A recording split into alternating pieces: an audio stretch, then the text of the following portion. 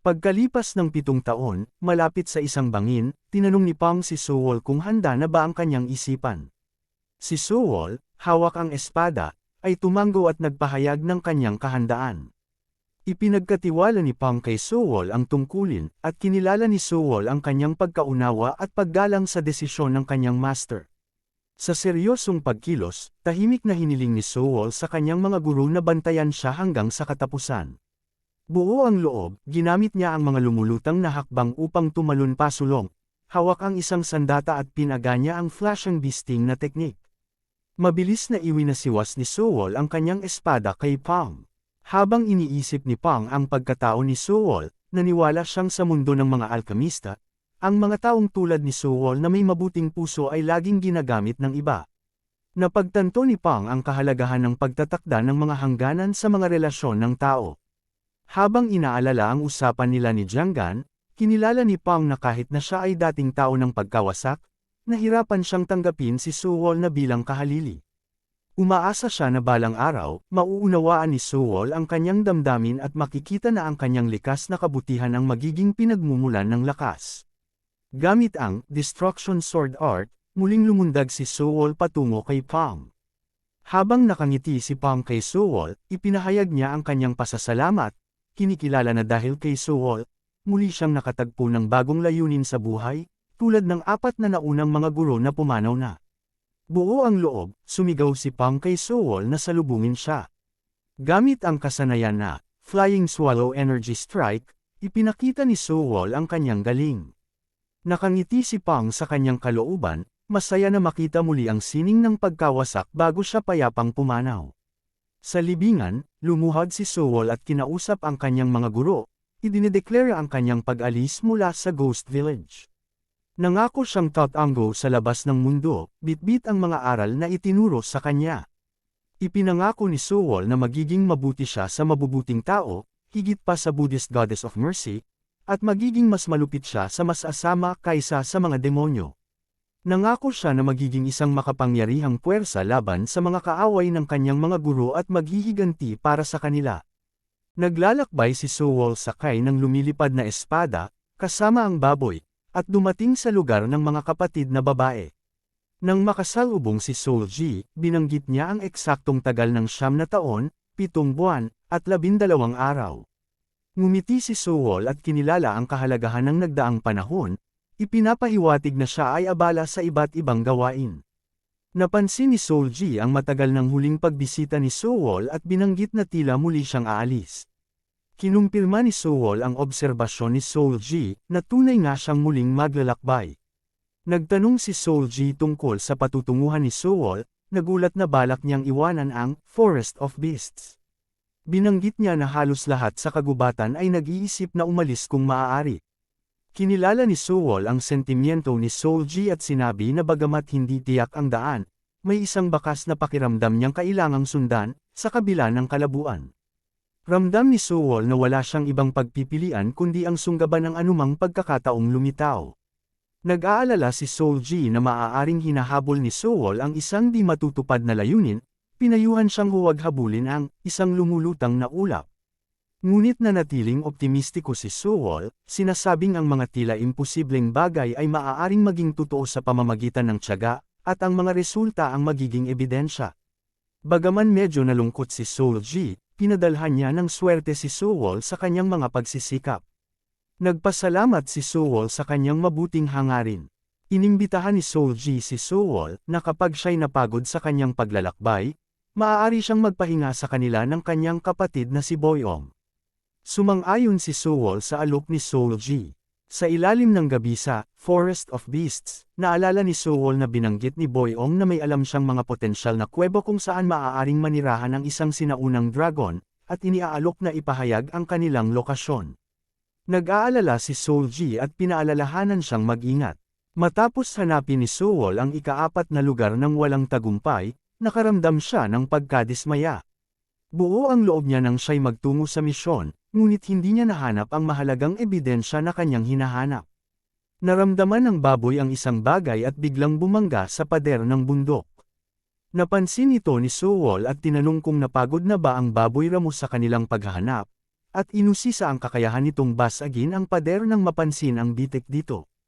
Ipinahayag ni Sewol ang kanyang pagkamausisa sa pagkakaroon ng siwang at daloy ng hangin. Dahil sa mga natuklasan, inisip niya ang posibilidad na mayroong nakatago sa loob ng pader.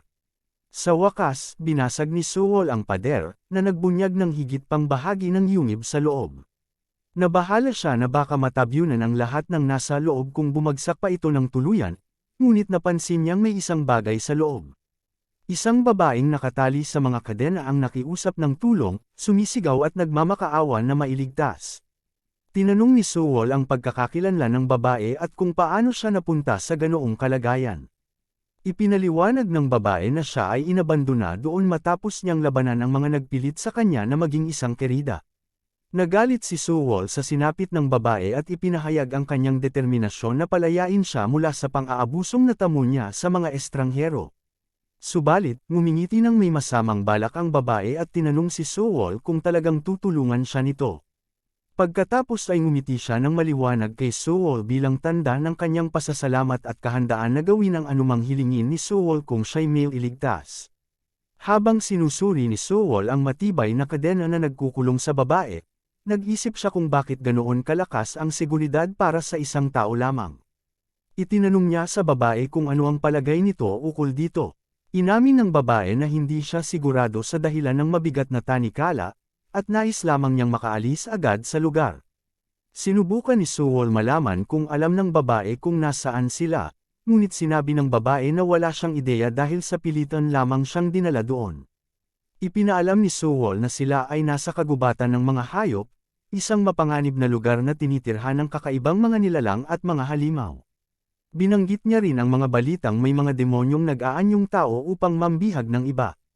Nagtanong ang babae, litong-lito, kung ano ang ibig sabihin ni Sewol. Nang hihina at nalilito, ipinakita ng babae ang kanyang pag-aalala at hiniling kay Sewol na iligtas na siya agad. Kinuha ni Sewol mula sa kanyang bulsa ang isang bote ng asensya ng Shadow Orchid, isang halaman na kilala sa amoy na kinamumuhian ng mga demonyo. Ipinaliwanag niya na ikinondensa niya ang amoy ng halaman sa asensya, ngunit inamin niyang hindi pa siya nakakakita ng Shadow Orchid sa personal. Hindi siya sigurado kung talagang iniiwasan ng mga demonyo ang amoy ng halaman, kaya tinanong niya ang babae. Subalit habang tinitingnan ng babae ang asensya, bigla siyang nagbago ng anyo at naging isang demonyo. Sumisigaw ng galit kay Sewol na itago ang asensya dahil ito'y nakakatakot para sa kanya. Tinawag niyang baliw si Sewol, ngunit sa desperasyon, ipinangako niyang kung pakakawalan siya ni Sewol, hindi niya ito sasaktan at susundin lahat ng utos nito. Nabigla si Sewol sa alok, at humingi ng kumpirmasyon. Muling tiniyak ng babae na handa siyang gawin ang anumang kaya niya. Ipinaliwanag niyang sa haba ng kanyang pagkakakulong ay hindi na siya makagalaw ng maayos, at binigyang diin na wala siyang kakayahang maging banta. Pinag-isipan ni Sewol ang kanyang alok at iminungkahi ang ideya ng paggawa ng kasunduan upang pag-aralan ang iba pang posibilidad. Sabik na matupad ang kanyang pangako, tinanong ng babae kung ano ang nais ni Sewol. Tinanong ni Sewol kung alam niya ang kinaroroonan ng isang sinaunang dragon. Nakipagkasundo siya sa babae, nangangakong ililigtas ito kung ang lugar na ituturo ng babae ay mayroong sinaunang dragon. Napagtanto ng babae na hinahanap ni Sewol ang isang sinaunang dragon, ngunit duda siya kung kaya niyang labanan ang ganoong nilalang. Tinanong niya ang tunay na hangarin ni Sewol, at inamin nito na alam niya ang kanyang mga limitasyon sa pagharap sa isang sinaunang dragon. Humingi siya ng impormasyon sa kinaroroonan ng dragon kahit pa may pagdududa. Alam na alam ni Sewol na batid ng babae ang kinaroroonan ng sinaunang dragon at handa siyang ibunyag ang impormasyon. Magalang na hiningi ni Sewol sa babae na ibahagi sa kanya ang lokasyon, subalit nag-alinlangan ang babae at nabahala na baka siya'y iwanan kung isisiwalat niya ang impormasyon. Pinagdudahan niya ang kakayahang pagkatiwalaan si Sewol at ang posibilidad na hindi na ito babalik matapos niyang ibunyag ang lokasyon. Bilang tugon, itinuro ni Sewol ang kapwa-isyu ng tiwala, na may posibilidad na magsinungaling o pagtaksilan siya ng babae matapos siyang palayain. Nagmungkahi ang babae ng kondisyon, kung hindi siya palalayain mula sa kanyang mga kadena, hindi rin niya isisiwalat ang lokasyon ng sinaunang dragon. Nagdesisyon si Sewol na lumayo, hindi siya handang ipagsapalaran ang kanyang kaligtasan. Sinabi niyang hindi niya nais ipahamak ang sarili at pabirong iminungkahi na maghintay na lang ang babae ng isa pang daang taon para sa ibang mga tao na magkamaling matagpuan siya. Binanggit din ni Sewell na ibabalik niya ang pasukan ng kuweba sa orihinal nitong anyo. Sigaw ng babae sa hindi makapaniwala, nagulat sa desisyon ni Sewell na iwan siya na nakakadena. Matatag na nakatayo si Sewell at nagmungkahi ng kompromiso, dapat ibigay ng babae ang lokasyon at kapag napatunayan niya, babalik siya upang palayain siya mula sa mga kadena. Naiinis, sumigaw ang babae na hindi patas ang sitwasyon. Sagot naman ni Sewell na walang kapangyarihan ang babae na magreklamo tungkol sa patas na laban, lalo na sa sitwasyon nila. Binalaan ng babae si Sewell na huwag pumasok sa kuweba ng dragon, dahil maaaring hindi na siya makabalik para palayain siya. May tiwala sa sarili, sinabi ni Sewell na kaya niyang harapin ang sitwasyon. Tinawag siyang mayabang na bata ng babae at binigyang diin ang panganib na dulot ng kahit na batang sinaunang dragon, ikinumpara ito sa kanyang sariling antas bilang isang mababang uri ng nilalang. Inalala ng babae ang kanyang kakayahang pahirapan ang mga alkamistang tulad ni Sewell noong araw, kaya pinayuhan siyang mag-ingat. Tinanong ng babae ang pangalan ni Sewell, at sinabi niya na ang pangalan niya ay Jagang. Inihayag ng babae na siya ay ang masamang siyam na buntot na fox, binigyang diin ang kanyang mapaghiganting kalikasan, at binalaan si Sewell na huwag siyang lokohin. Sa kabila nito, nangako ang babae na gagantimpalaan siya kapag pinalaya na siya ni Sewell, ngunit binalaan din na ang panloloko sa kanya ay magdudulot ng masamang kapalit. Kinilala ni Sewell ang babala ng babae. Sumang-ayon na ang babae na ibigay ang lokasyon ayon sa pangako. Nagmuni-muni si Sewell tungkol sa pagkatagpo ng tunay na nilalang, at inisip na maswerte siya dahil nakakulong ang masamang siyam na buntot na fox at hindi siya magagawa ng masama. Napagtanto niyang kailangan niyang manatiling alerto laban sa mga nilalang, lalo na sa mapanganib na lugar na tinatawag na kagubatan ng mga hayop. Nagdaos ang pinuno ng nayon ng isang ritual na tumatawag sa Diyos na Dragon upang magpasalamat sa ngalan ng mga mapagkumbabang residente ng nayon ng Riverside. Binibigyang diin ng pinuno ang pasasalamat ng komunidad para sa patuloy na proteksyon ng Diyos na Dragon. Kahit na parang hindi sapat ang kanilang pasasalamat, ipinakita nila ang kanilang debosyon sa biyaya ng Diyos na Dragon sa pamamagitan ng pag-aalay ng tatlong inosenteng dalaga na handang maglingkod sa Diyos. Hiniling ng pinuno ang patuloy na pangangalaga at proteksyon ng Diyos na Dragon para sa mga tao sa nayon ng Riverside sa hinaharap. Inatasan ng pinuno si Woolyong na huwag umalis mula sa altar hanggang bumaba ang Diyos na Dragon, at binigyang diin ang kahalagahan ng kanyang pagsunod. Ibinigay kay Woolyong ang responsibilidad ng pangangalaga sa ibang mga dalaga, at siya ay pumayag. Binalaan ng pinuno si Woolyong sa mga posibleng mangyari kung magkakamali siya at magagalit ang espiritu ng Diyos na Dragon, na magdudulot ng kapahamakan sa nayon. Si Sewell, na nagmamasid mula sa malayo, ay nagpahayag ng hindi pagsang-ayon sa praktis ng pagsasakripisyo na may kinalaman sa mga buhay na individual. Pinag-isipan niya na ang Diyos na sinasamba ng mga tao ay maaaring isang sinaunang dragon, na nagdulot sa kanya ng paniniwala na siya ay nasa tamang lokasyon. Pinag-isipan ni Sewell ang posibilidad ng pag-iral ng mga Diyos na dragon at inusisa kung ang Diyos na sinasamba ng nayon ay talagang isang sinaunang dragon, lalo na't isinasagawa ang mga pagsasakripisyo. Pinag-isipan niyang maaaring ito ang lugar kung saan magpapakita ang dragon. Pagkatapos, pinaganya ni Sewell ang kanyang spell ng pagtatago, determinadong makakuha ng higit pang impormasyon tungkol sa sitwasyon. Mabilis siyang tumalon papunta sa altar at nilapitan si Woolyong na labis na nagulat. Si Woolyong, naguguluhan, ay nagtaka sa presensya ni Sewell dahil ito ay tila kakaiba sa kanyang inaasahan. Napansin niya ang banayad na pag-uugali ni Sewell at sinimulan niyang questionin kung ito nga ba ang Diyos na Dragon. Bilang tugon sa kanyang tanong, nilinaw ni Sewell na hindi siya ang sinasambang Diyos na Dragon. Labis na nagulat si Woolyong at tinanong si Sewell tungkol sa kanyang pahayag. Ipinaliwanag ni Sewell na siya ay isang alchemist lamang na nagkataong napadaan. Inamin niya na dinala niya si Woolyong sa altar nang walang paunang pahintulot upang magtanong ng isang bagay. Ipinunto ni Woolyong ang kawalan ng etiketa ni Sewell na tinawag niyang bastos. Ipinaliwanag ni Sewell ang kanyang dahilan sa pagdala kay Woolyong palayo sa altar, at ipinahayag ang kanyang pangangailangang kumpirmahin ang ilang detalye matapos obserbahan ang mga paligid. Pinangako niya na ligtas niyang ibabalik si Woolyong matapos ang kanilang pag-uusap at hiniling ang kanyang kooperasyon sa pagsagot sa mga tanong. Pagkatapos magnilay, kinilala ni Woolyong ang advanced na kaalaman ni Sewol, napansin niya ang kanyang kahusayan sa alkemista at ang abilidad nitong mailipat siya mula sa altar. Bilang tanda ng paggalang, napagpasyahan niyang hindi na maging magaspang sa kanya. Tinanong ni Woolyong si Sewol tungkol sa kanyang kuryosidad, na nagdulot kay Sewol na magtanong kung ang Diyos na dragon na sinasamba ng kanilang bayan ay isang sinaunang dragon. Humingi si Woolyong ng paglilinaw kung ano nga ba ang isang sinaunang dragon. Inilarawan ni Sewol ang isang sinaunang dragon bilang isang halimaw na kamukha ng dragon, na may katawan na parang ahas na may kaliskis, may dalawang sungay, pulang dibdib, asul na likod, at may puting pattern sa leeg na madaling makilala.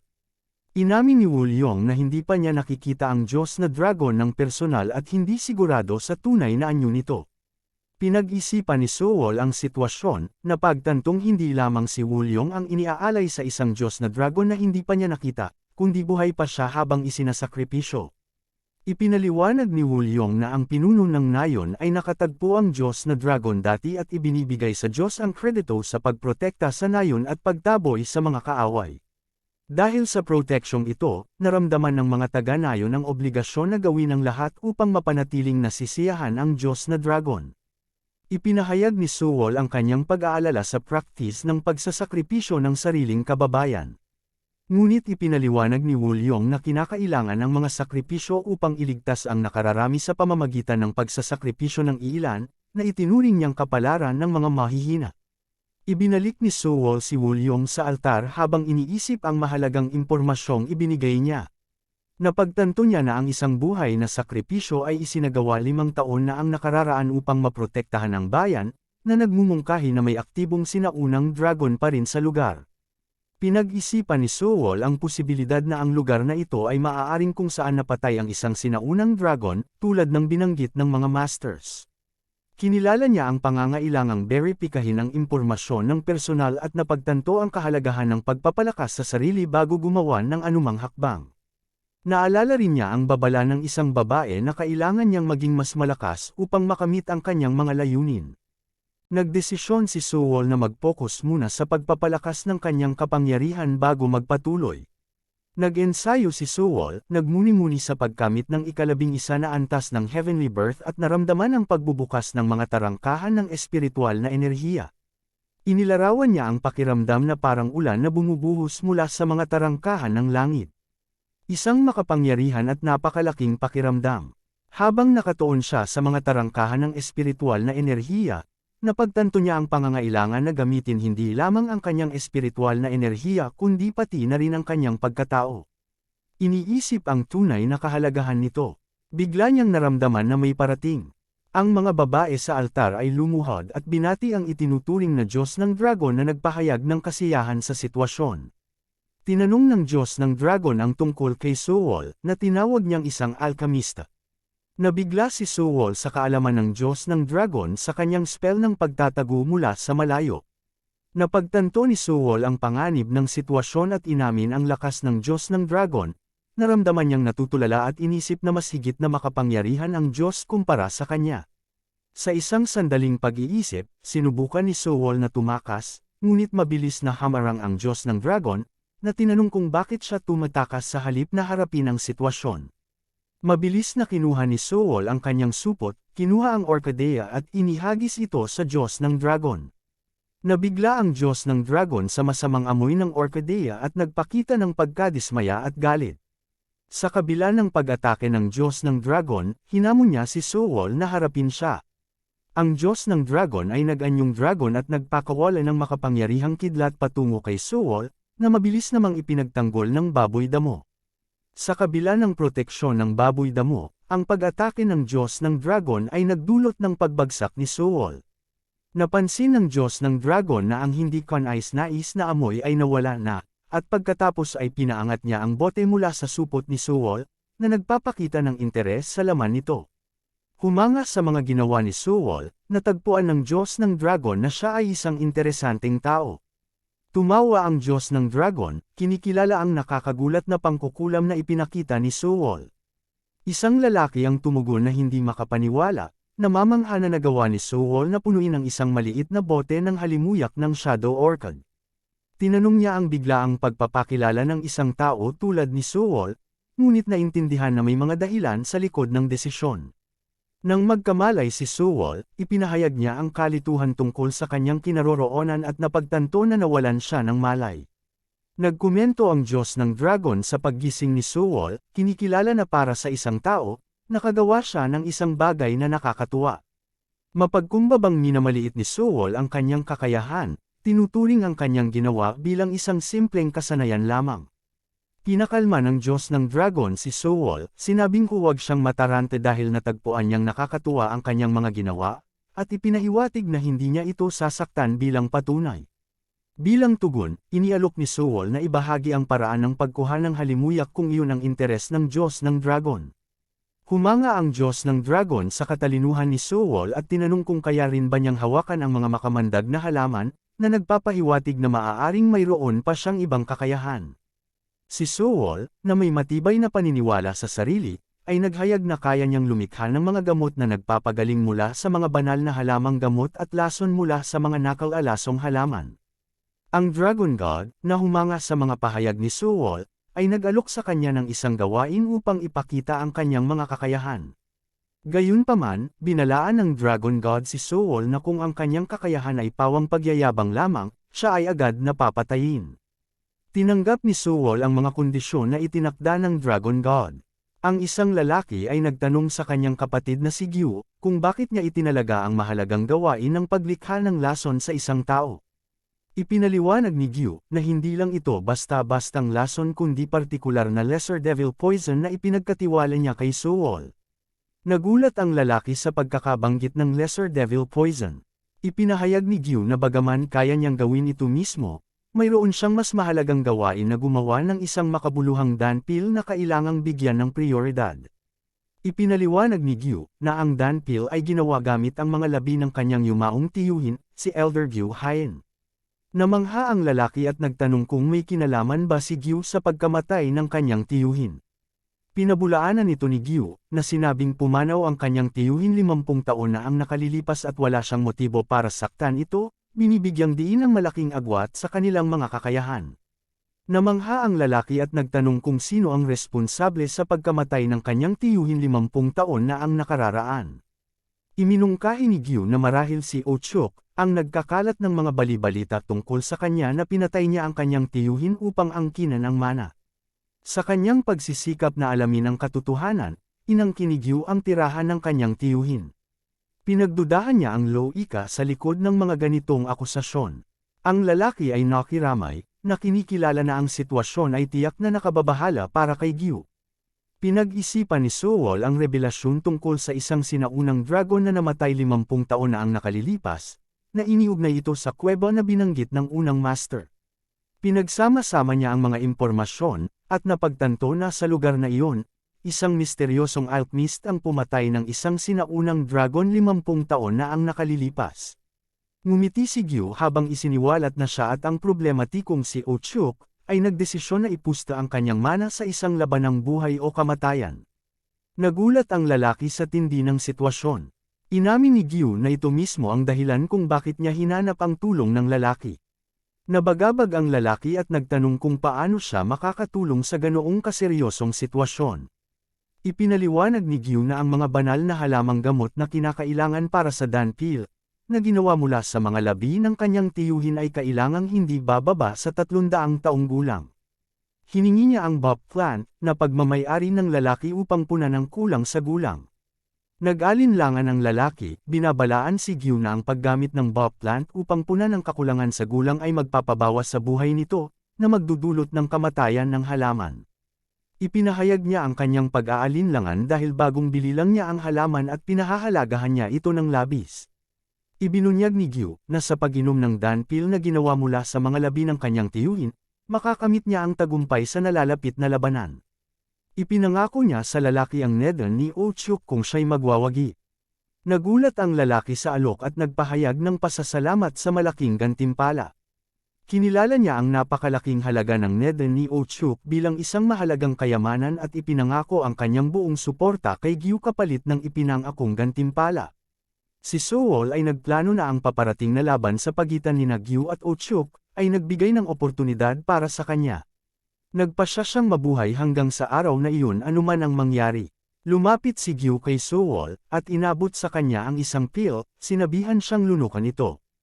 Ipinahayag na ito ay isang prohibition pill na may malalang epekto kung hindi maibibigay ang antidote sa loob ng kalahating buwan.